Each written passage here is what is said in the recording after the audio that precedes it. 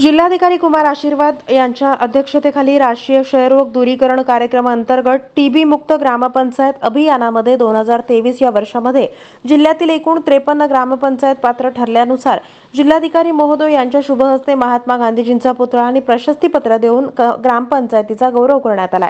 या कार्यक्रमाचा प्रास्ताविक डॉक्टर मीनाक्षी बनसोडे जिल्हा क्षयरोग अधिकारी यांनी केलं।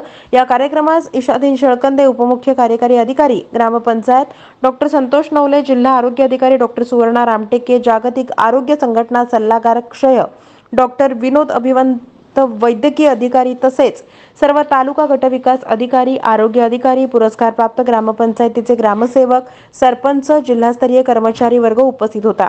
या कार्यक्रमामध्ये जिल्हाधिकाऱ्यांनी मनोगत व्यक्त करून टीबी हा रोग संसर्गजन्य असून यावर रुग्णांनी आणि नातेवाईकांनी न घाबरता वेळोवेळी उपचार घेऊन आपला क्षयरोग समूळ नष्ट करावा आणि समाजात क्षयरोग पसरणार नाही याची सर्व स्तरातून दक्षता घेणं आवश्यक आहे।